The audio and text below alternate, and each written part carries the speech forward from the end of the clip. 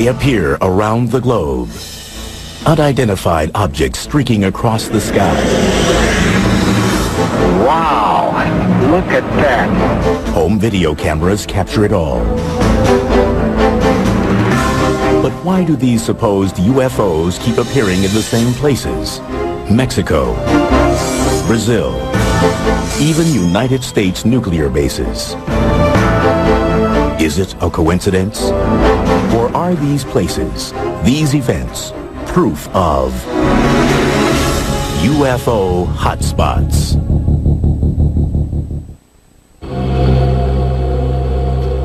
Sao Paulo, Brazil, 1988. Gulf Breeze, Florida, 1988.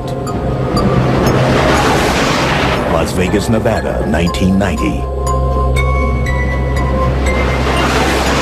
Mexico City, Mexico, 1991. Wow! Whatever it is, it's something strange. What do all these cities have in common? There are so many UFO sightings reported in these places that they are all considered to be UFO hotspots. A UFO hotspot would be an area that represents a high number of sightings of abnormal or unusual aircraft that are unidentifiable. It's been long recognized that UFO sightings tend to come in waves. In other words, there's an area of the country or the world where the number of UFO sightings increases for some unknown reason. There are theories about why these areas seem to attract UFO attention. To some, the reason is the natural forces of the Earth, like volcanoes and earthquakes. The UFOs appear to be observing us. Well, the UFOs have come to certain spots because of what's going on at the time. One of the things that seems to stimulate UFO activity is a major disruption in the Earth. Still others believe that human behavior is at the root of these sightings. One of the things that has to do with hot spots is that once somebody notices something, then others are going to look also. That you may not pay much attention to your surroundings. Someone says, gee, last night there were 3 mysterious lights went by. The next night you're going to be watching, and there's a much better chance that you're going to see them than if you're just sort of walking along looking at your feet. According to the National UFO Recording Center, there have been more than 13,000 UFO sightings in the United States since 1990, making such places as the mysterious Area 51 in Nevada, Washington State, and Florida UFO hotspots. Still, with reports of UFOs coming in from as far-flung locales as Quito, Ecuador, Haifa, Israel, Stuttgart, Germany, and Sydney, Australia, America doesn't seem to be the only place getting these unexplained visits. Many people don't realize that UFOs are not seen only in the United States, they're seen all over the world. There are hotspots all over the world. Brazil is one of those hotspots. With 549 sightings, Brazil was second only to the United States in reported UFO activity in 2001. And unlike America, where UFO reports are traditionally met with skepticism, Brazil has a strong tradition of accepting UFO sightings and even publicly conducting government investigations. Generally, South American countries are more open to this type of thing. There are other cultures that are more tolerant of people's perceptions, their emotions. They're more open to events that may be part real, part mystical, and they do not have the same strong norms, you might say, against reporting unusual or paranormal kinds of experiences. We also have to think in terms of the kinds of religions that predominate, in that if you have religions that make opportunity for saints and angels and things like that, the idea of powerful visitors from afar is, I think, much more easy to accept. October 15th, 1957. Brazil is the location for one of the world's first accounts of an alleged alien abduction. Antonio Villas-Boas was a young man. He was driving a tractor in a field. He claimed he saw an object come down out of the sky and land nearby. He was greeted by aliens taken on board, washed off with some kind of a substance that smelled very badly to him. He made him vomit, and he later thought maybe that might have been something like a disinfectant or the like. While he was in this enclosure, a female alien type came in and had sex with him.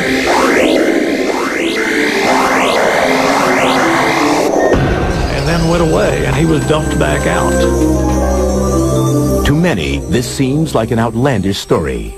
But V.S. Boas' reluctance to profit from the incident lends the tale an air of credibility in many quarters. And several months after the incident, the story gets some scientific backing when he is diagnosed with radiation poisoning. He is examined by Dr. Olevo T. Fontes, a professor of medicine at the National School of Medicine of Brazil. One of the very important people in Brazil was a Dr. Olevo Fontes. He was a medical doctor. He worked for the Brazilian government. He investigated the case, and he said that as far as he was concerned, it was a good case. It really happened the way that the young man said.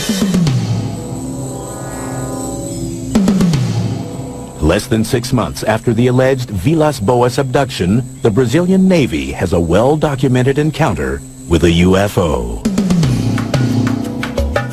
In February of 1958, aboard the Almirante Saldanha, a civilian photographer named Almiro Baruna takes 5 photographs of what seems to be a ringed, oval-shaped object. The photographs are shown to Juscelino Kubitschek, the president of Brazil. Not wanting to keep this information secret, Kubitschek releases the pictures to the public, and they soon appear on the front pages of the nation's newspapers. That particular UFO was never seen again, but UFO incidents like that on board the Almirante Saldanha continue to be reported to this day in Brazil. In the mid-1990s, Brazil's UFOs again make worldwide headlines. On January 20th, 1996, it is alleged that extraterrestrials were recovered in Varginha, Brazil. The emergency personnel were called in. They were able to recover one of them for certain, as rumor has it, and allegedly took it to a local hospital. According to unconfirmed reports, government doctors perform an autopsy on the alien. And of course, from this point, the trail goes cold, and no one is quite sure as to where that particular ET or alleged ET had disappeared to. Despite several purported eyewitness accounts, the Brazilian government, which has been so forthcoming in the past, denies the Varginha encounter and that an alien was ever captured. Everything that was in any way connected with this sighting somehow vanished. Ironically enough, after this creature was allegedly recovered, there was a high number of UFO sightings in the area. While most experts doubt the veracity of the Varginha ET incident, the long persistent history of UFO sightings in Brazil is harder to ignore. One curious theory proposes that the ongoing destruction of the Amazon rainforest may be attracting extraterrestrial attention. If you were to look at Brazil from space, Atlanta for CSA-CP. you would see that a vast area of that remote land is on fire. They're burning off the rainforest. That's changing the whole ecology of the planet. If you were observing a planet and what's going on there, you would definitely want to look at Brazil. And that seems to be the case.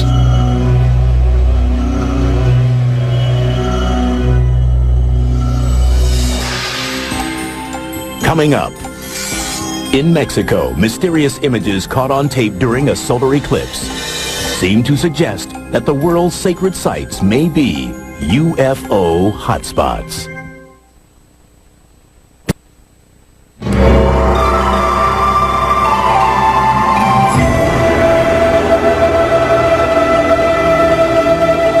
Mexico is a land with a sacred past.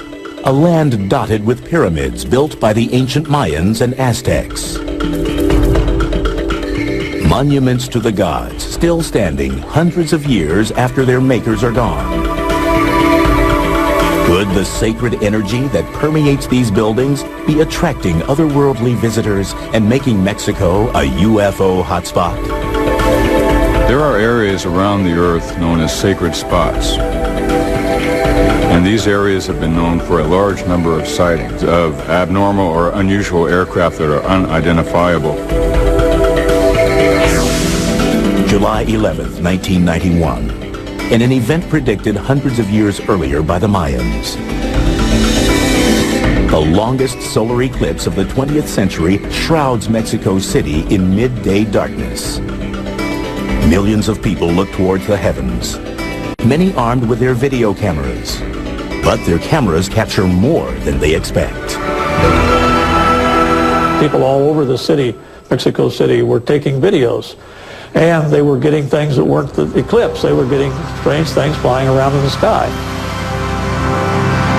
Nearly 20 different people scattered across the city videotape what appears to be a saucer-shaped object floating above the horizon. Theories surface as to what the strange object may be. Once the moon passes directly in front of the sun, of course, it gets quite dark, and you start to see the stars, you can see the bright planets, you can see Venus or any other bright star or planet that happens to be above the horizon at that time. Undoubtedly, that's what a lot of people were seeing. But when all of the different videos shot from multiple locations around the city are analyzed, the images seem to show Venus and the mysterious object as clearly separate entities. Some experts offer another theory. Perhaps the phenomenon is the result of the video cameras themselves, as Mexico's emergence as a UFO hotspot coincides with the proliferation of affordable home video recorders. A camcorder is made with an automatic focus and an automatic aperture control to try to control the amount of light. And so it is not made to focus against a dark background. An automatic camera cannot focus on these objects without seeming to impart motion and changes in shape to it. But many disagree that the sightings were just a trick of the camera and point to subsequent events as proof. Over the course of the next 6 years, more than 1,500 videos and photographs of UFOs surfaced throughout Mexico. Many of the alleged UFO sightings appeared near ancient Mayan and Aztec pyramids. One area with a lot of sightings is Tepoztlan, a resort village some 60 miles south of Mexico City. According to UFO researcher Carlos Diaz, 60% of its residents report having seen a UFO. And local air traffic controllers confirm that radar regularly detects unidentified objects over the area.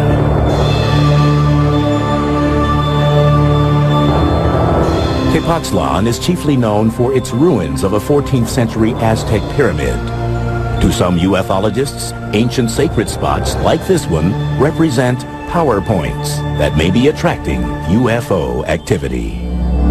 There are many power spots around the world where there's certain geological activities and fluctuations in the fields. You might call them vortexes or portals, where there is a lot of UFO activity. Some believe that extraterrestrials have used these portals to enter our world, and also that they may have actually been responsible for the construction of some of the world's ancient sacred sites, including the Great Pyramid in Giza, Egypt. There's less than 2/100ths of an inch tolerance between the stones. The tolerances to which it's built exceed the tolerances that we use in our space capsule. The more you study the Great Pyramid, the more you begin to realize there was something going on there that goes beyond our understanding. More than 4,000 years old, the pyramid is built from over 2 million stones. Each side is perfectly oriented to the cardinal points of the compass: north, south, east, and west. The maximum error between the side lengths is astonishingly less than 0.1%. People have looked at these structures and said, well, you know, they must have built these with some idea of making contact with aliens, or the aliens have somehow helped them build these structures. Another theory is that both the ancient architects who built the sites and the alleged UFOs who visit them are attuned to a supposed geomagnetic energy force called ley lines, a grid-like pattern that covers the entire Earth. Ley lines are geometric, they're like fields or lines of energy, and there's all kinds of intersections of certain ley lines which seem to create magnetic anomalies.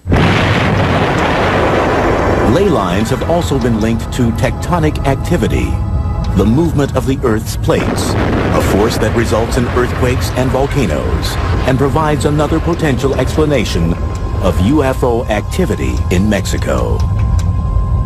One of the reasons I believe that Mexico City is indeed a hotspot for unidentified flying objects is due to the volcano that's near Mexico City, where large numbers of legitimate unidentifieds have been filmed.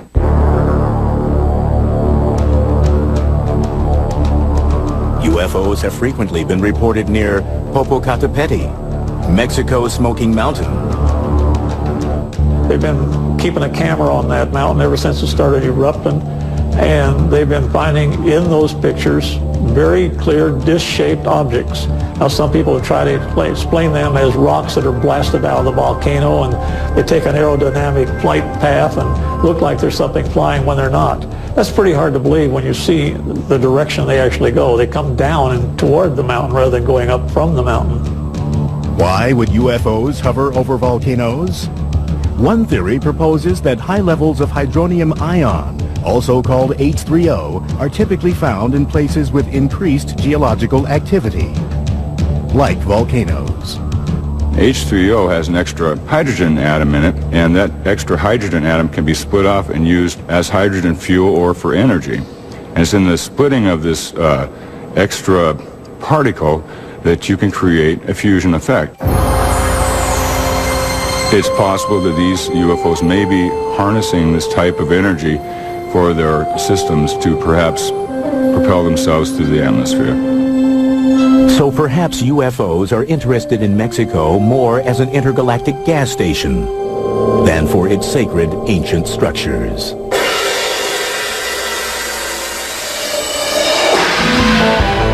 Coming up next, 10 of America's nuclear missiles suddenly shut down as a glowing disk hovers above Malmstrom Air Force Base.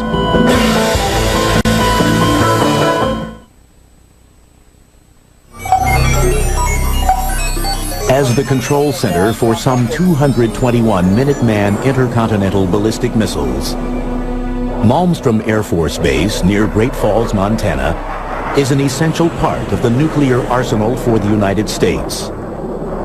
For decades, Malmstrom and other strategic air command centers like it have been the primary potential targets for the country's enemies.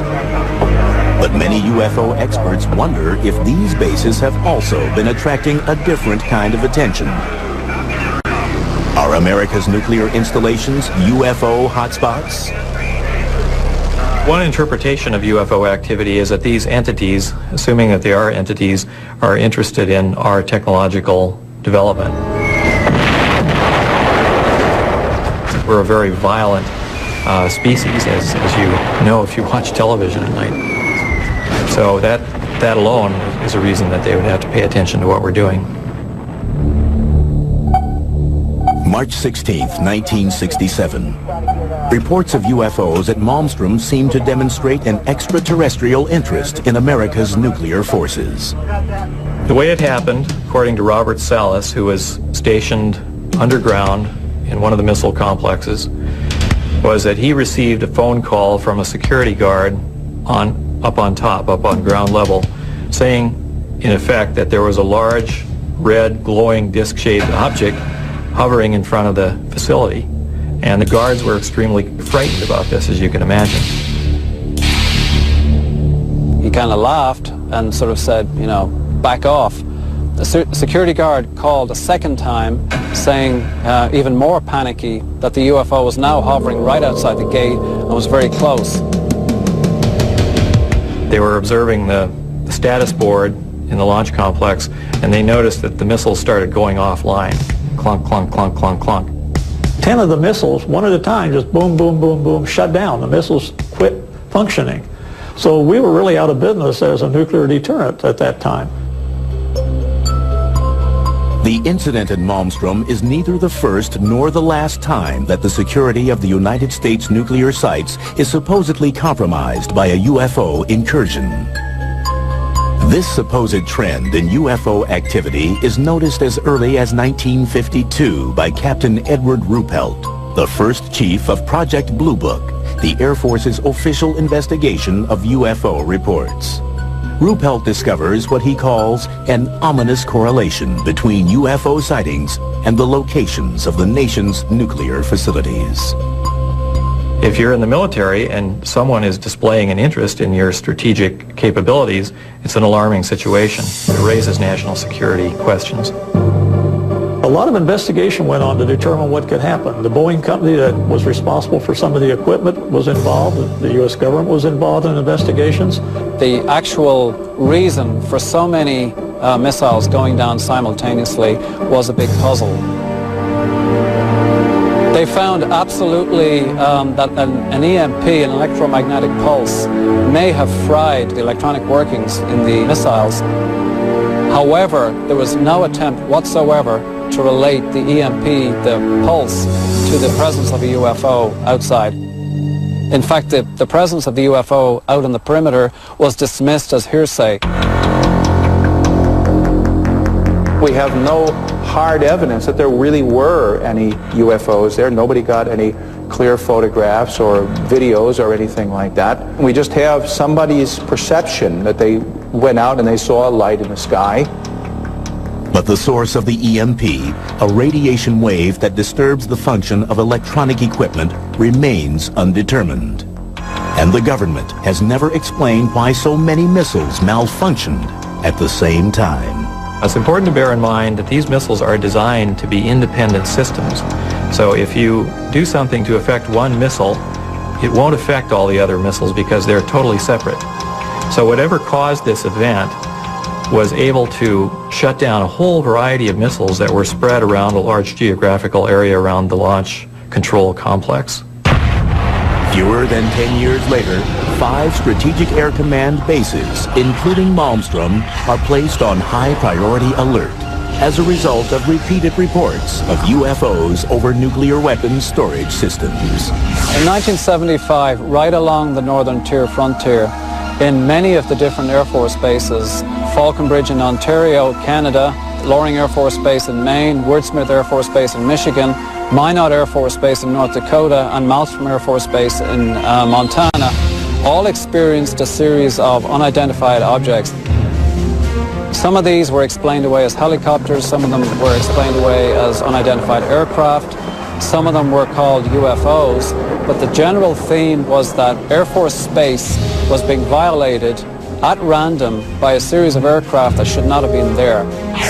At each of the bases, official logs record eyewitness accounts of the UFOs, and they are tracked by radar as well. In each case, the UFO reportedly hovers above the base, specifically the weapons storage area, for up to 40 minutes. All attempts to intercept or positively identify the UFO from the ground or with fighter jets in the air fail. The incursions are brought to the attention of the Commander-in-Chief of NORAD, the North American Air Defense Command. An investigation ensues. The initial thinking behind the unidentified objects over the Air Force bases in the northern tier was thought to be potentially Russians or else some other enemy. The only information we have is that the eyewitnesses described objects that behaved in a very unusual fashion. They glowed red, for example, and it doesn't sound like any technology that the Soviets had at that time.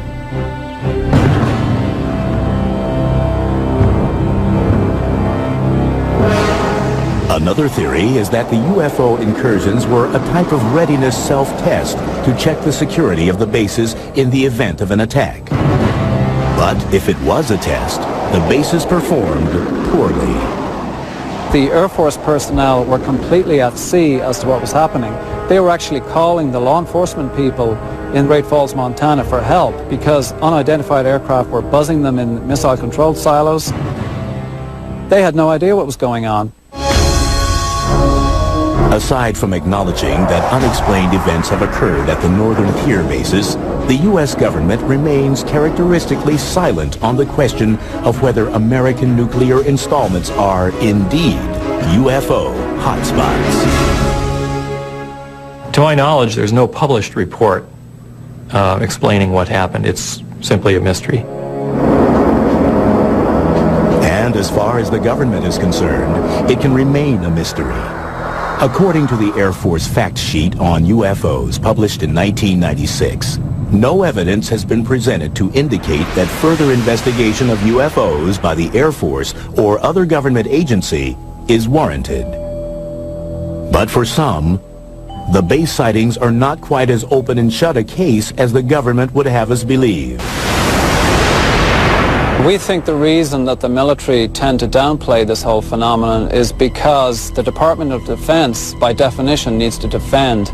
And if theoretically there are objects that are able to violate United States airspace with impunity, that sets up a very big question mark about the efficiency and the abilities of the Department of Defense. But they are as bewildered and as puzzled and as intimidated as everybody else is.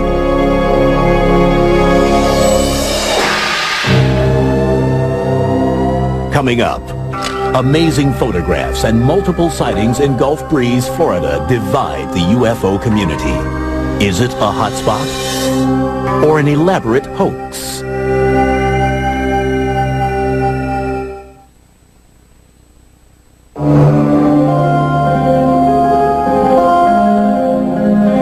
It's November 11th, 1987, and Ed Walters, a building contractor in Gulf Breeze, Florida, is about to experience the UFO phenomenon firsthand. As he would later recount, Walters looks up from his desk and sees what he believes to be a UFO. He grabs his Polaroid camera and ventures outside. Walters manages to snap a photo of what appears to be a glowing, dome-shaped bluish-gray craft hovering about 200 feet in the air. From 1987 to 1992, the small town of Gulf Breeze, Florida is famous for being an alleged UFO hotspot. Hundreds of eyewitnesses claim to see strange objects and unexplained lights in the sky. But Gulf Breeze is mired in controversy and allegations of a hoax. And Ed Walters stands at the center of the storm. On November 19th, 1987, 8 days after Ed Walters allegedly had his UFO encounter, the Gulf Breeze Sentinel publishes 2 of his 5 photographs. The next night, Walters claims to see another UFO and manages to take 4 more pictures, but decides not to publish them. Still, UFO fever has gripped Gulf Breeze, and by November 25th, reports of UFOs are pouring in. Hotspots are very intriguing. These are places where there are multiple sightings. One person sees something, and a number of people see it shortly thereafter. The first person who notices it, in a sense, grants permission to the other people to make similar reports. Over the course of the next 4 months, Walters takes more than 20 photographs of a strange vessel on more than 10 different occasions. He even shoots 1 minute and 38 seconds of video of a UFO sighting on December 28, 1987. Walters, who chooses to remain anonymous at first, soon becomes the central figure in the Gulf Breeze sightings. But he isn't the only one who is seeing strange things in the night sky. Pensacola area, Gulf Breeze area, is not just Ed Walters. There were literally over 130 UFO incidents involving more than 200 witnesses in this area. And Ed Walters was only involved in 34 of those incidents. But it is Walters whose photographs and claims attract the attention of MUFON, the Mutual UFO Network, a non-profit organization that studies UFO phenomena. In February 1988, MUFON provides Walters with a specially designed tamper-proof camera in order to authenticate his UFO experiences. It was a multi-lens camera that could take more than one view at the same time. We bought new film, we put it in that camera, we had it certified as new. We had closed the camera, sealed it with wax. He was allowed to use the camera, and he did get some pictures. It was, again, opened then under security conditions. The films were developed, found things on the film, and there's no way he could have faked that one. By the end of 1988, 7 different MUFON investigators have analyzed the evidence in Gulf Breeze. Meteorological and site survey analyses conclude that the photographs were likely to have been taken on the days and at the times that Walters alleges they were. Walters himself passes a battery of examinations, including 2 polygraph tests. MUFON, satisfied that Walters' claims are real, officially authenticates the Gulf Breeze sightings.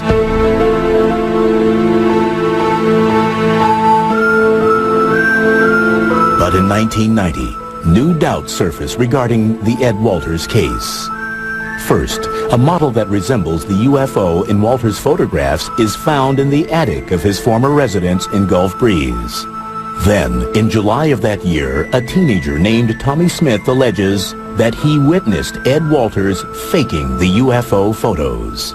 MUFON begins an investigation in a skeptical stance. It's like any private investigation or any police investigation. We go about it the same way. And like in any crime case, if more evidence comes along, we'll reopen a case. And we did reopen the case in Gulf Breeze because of Tommy Smith's allegation that Ed Walters had hoaxed it.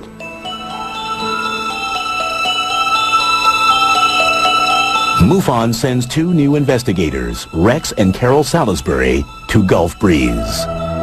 The Salisbury's findings indicate that Ed Walters doctored the photographs, particularly one called Photo 19, that shows the reflection of a UFO on the surface of a road. The Salisburys believe that the photo was most likely made by using a small model and double exposure. But their conclusions are rejected by MUFON.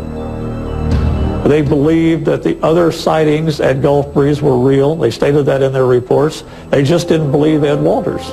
Basically, MUFON fired them and sent somebody else in to authenticate, quote-unquote, the sighting. The new investigator, named Gary Watson, questions the veracity of Tommy Smith's testimony. He also alleges that the model UFO found in the attic of Walters' former home was planted by someone who wanted to discredit Walters. Watson concludes that Ed Walters' photos and story are true. Despite the controversy over the Walters sightings, reports of a new UFO begin to emerge in Gulf Breeze. Instead of looking like ships or vessels, the new sightings are characterized differently. There were various kinds of lights that were seen. Big red globes, little white lights, some lights that maneuvered, some hovered, some shot away, some just disappeared. When you know it. From 1990 through 1992, residents of Gulf Breeze see the strange lights so often that they give them a nickname, Bubba. They organize sky watches, and by 1992, there are 170 recorded UFO sightings of Bubba. But then, in 1992, the lights disappear as mysteriously as they had appeared 2 years earlier. The lights have never been explained, and the Ed Walters case still divides the UFO community. Although strange lights are still occasionally seen in Gulf Breeze, it is no longer considered to be a UFO hotspot. Whatever supposedly was going on in Gulf Breeze, it's not going on anymore. Oh, look at that. Look look at that. Oh, it doubled. There it goes. It's doubling. Up next, a Washington State man claims to be living in the middle of one of the world's major UFO hotspots.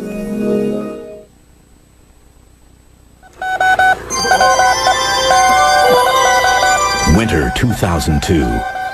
Deep in the Mojave Desert, an alleged UFO hotspot, a flashing light beams a hopeful Morse-coded message to the stars. Hello, we are peaceful. Dr. Colm Kelleher and his colleagues at the National Institute of Discovery Science, or NIDS, are searching for signs of intelligent life in the universe.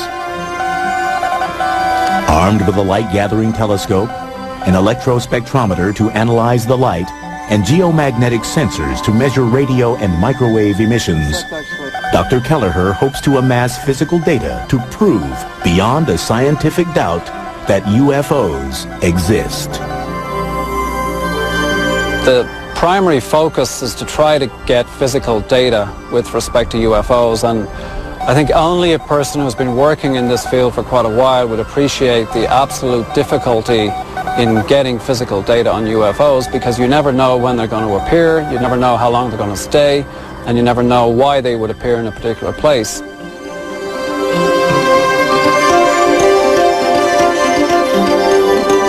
NIDS operates a 24-hour hotline for UFO sightings. And although 95% of the accounts turn out to be IFOs, identified flying objects, like airplanes or weather balloons, there is still the 5% that defies explanation. And that 5% is what interests Dr. Kelleher. If we got a series of reports, say in the last 5 or 6 months or even a year, from the same area, same location, different eyewitnesses that appeared to corroborate, we would take those reports seriously.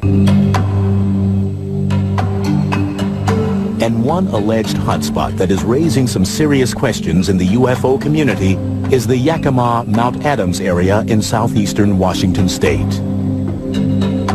The Yakima Indian Reservation in Washington has the appearances of being a UFO hotspot for many years. UFOs have been reported from the fire towers, from rangers, from people camping, that sort of thing, over and over and over. James Gilliland is the owner of the Sattva Sanctuary, a UFO-friendly spiritual retreat located nearby. He claims the whole area is rife with UFO activity.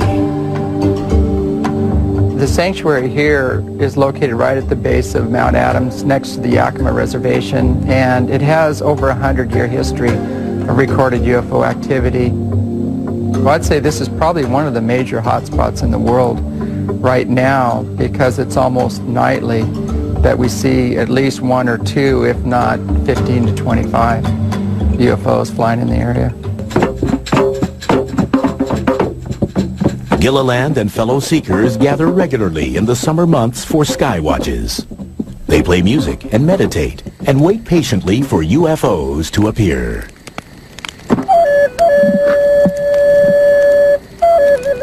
They're looking for people that are very spiritually aware, that have kind hearts, that love people, love humanity and the earth, and those are the ones that will be ambassadors to bring forward their message, because those people have risen to the occasion. As Gilliland and others see it, the anomalous lights that appear above his property exhibit both intelligence and intent.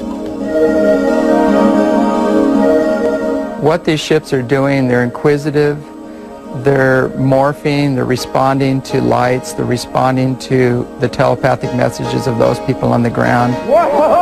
There we go. We got it. That was a good one.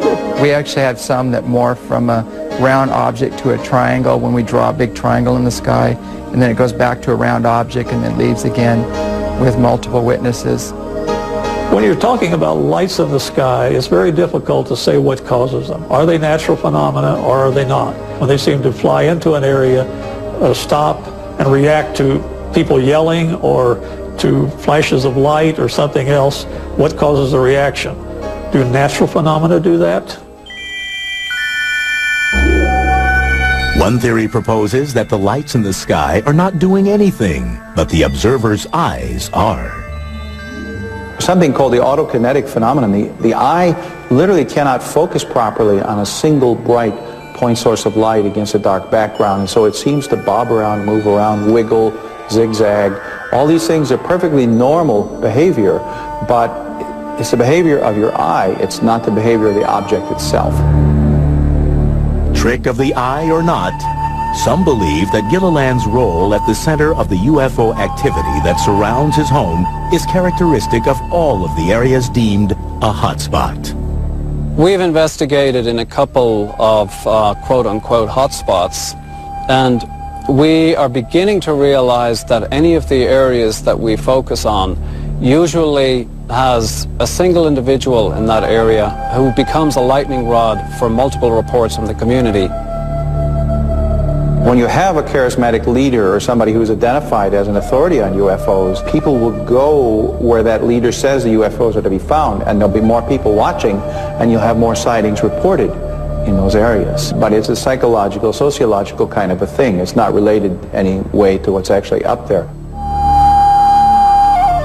The major portion of people that are coming here are more aligned to trying to understand the experience on a more spiritual nature, but we do have a lot of, we call them looky-loos, that are coming just to try to see one.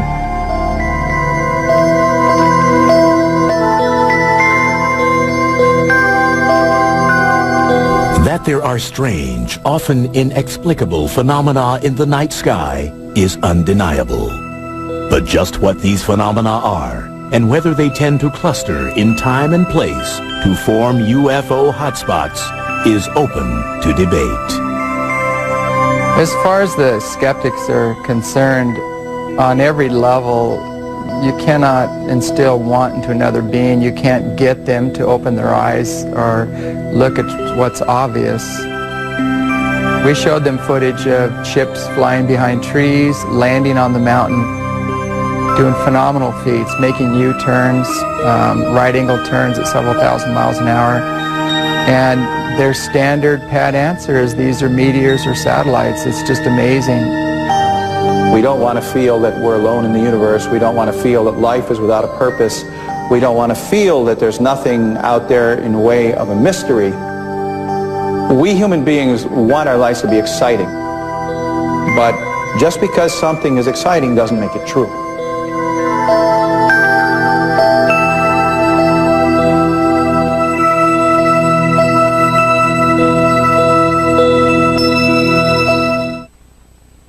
Space, the final frontier. Will we ever colonize it like we do in the movies? What are the dangers that lie in wait for us? Join us for an entire weekend as we separate science fiction from science fact. Final Frontier Weekend. Tonight at 8 p.m. as only the History Channel can bring you.